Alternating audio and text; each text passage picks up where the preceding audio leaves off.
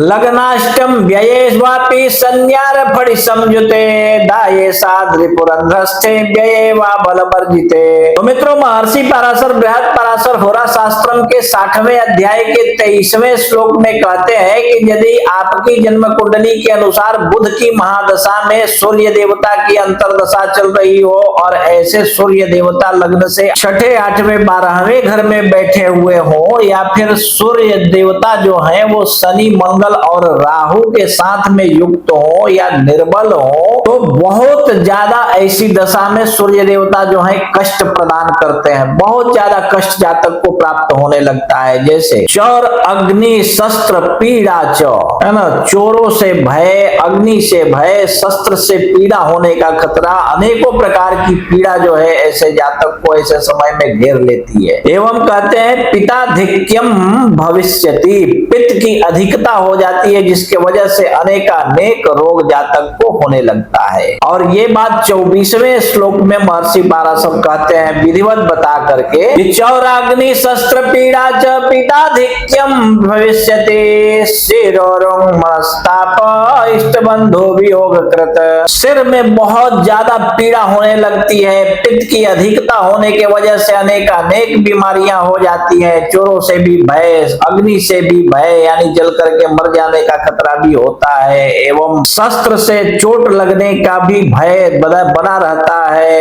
एवं अर्थात ऐसे समय में अगर आप बंदूक रखे हुए हो और उसका नली साफ कर रहे हो तो उल्टा गोली आपको ही लग जाए, ऐसा भी संभव है। मतलब इस तरह का शस्त्र से पीड़ा आपको हो सकता है। दूसरा कहते हैं कि अनेक पीड़ा एवं सिर में बहुत पीड़ा तथा मन में संताप एवं इष्ट बंधु जो होते हैं, आपके बहुत सबसे ज्यादा नजदीकी मित्रगण जो होते हैं, उनके साथ भी आपका वियोग हो जाता है। और 25वें श्लोक में कहते हैं कि द्वितीय सप्तमाधि से यप मृत्युर भविष्यति तद दोष परिहारार्थम शांतिम कुर्यात् यथा विधि। तो मित्रों, महर्षि पराशर कहते हैं कि अगर ऐसा सूर्य देवता जो है आपकी कुंडली में दूसरे या 7वें घर से संबंधित हो, अर्थात वहां का स्वामी हो या फिर वहां के स्वामियों के साथ में बैठा हो या फिर वहां के स्वामियों की दृष्टि में हो, तो निश्चित रूप से अपनी अंतरदशा में अकाल मृत्यु करवा देता है। अर्थात अकाल बेमौत मारे जाते हैं लोग, और कहीं एक्सीडेंट हो सकता है या किसी भी तरह से अकाल मृत्यु, भरी जवानी में मृत्यु हो सकती है। तो कहते हैं कि इस दोष के निवारण हेतु आपको क्या करना चाहिए, शांतिम कुर्यात् यथा विधि, एकदम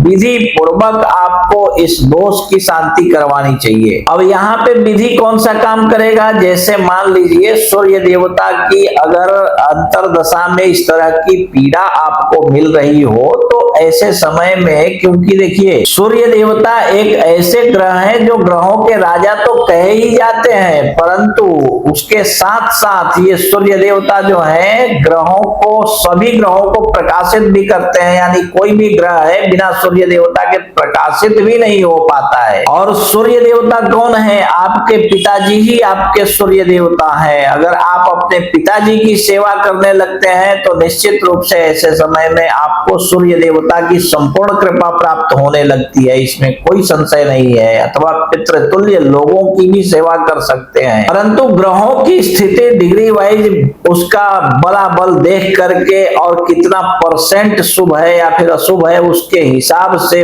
पूरे संपूर्ण ग्रहों की शांति करवाइए विधि पूर्वक। कोई जानकार ब्राह्मण जो ज्योतिष का भी हो और वेदज्ञ भी हो, वेद पाठी भी हो, ऐसे किसी ब्राह्मण से आप विधि विधान पूर्वक ग्रह दोष निवारण विधि करवाइए। इससे आपके जीवन में आने वाले सभी कष्ट निवृत्त हो जाएंगे तथा अनेकों प्रकार से सुख शांति एवं अनेकों समस्याओं का समाधान आपको मिलता चला जाएगा। अगर आप इस समय में सूर्य भगवान की पूजा भी करते हैं या फिर आदित्य हृदय स्तोत्रम का पाठ भी करते हैं, तो निश्चित रूप से आपको बहुत ज्यादा शुभ फलों की प्राप्ति होने लगती है सूर्य देवता की अंतरदशा में, इसमें कोई संशय नहीं है। ठीक है। तो इसी प्रकार आप अपनी कुंडली भी देख लीजिए और अपने बारे में स्वयं की कुंडली देख करके स्वयं समझ लीजिए। और यदि इसके बाद भी आपको आपकी कुंडली समझ में न आवे तो आप अपनी कुंडली किसी कुशल श्रेष्ठ अनुभवी विद्वान ज्योतिषी को दिखाइए। और कोई श्रेष्ठ विद्वान यदि आपको आपके आजू बाजू में न मिले तो आप अपनी कुंडली हमें दिखा सकते हैं। आप देश विदेश कहीं भी रहते हो, हमारे व्हाट्सएप पे मैसेज कीजिए कि हमको अपॉइंटमेंट लेना है, और अपॉइंटमेंट जैसे ही कंफर्म हो जाए फिर हम आपकी कुंडली फोन पर ही देख करके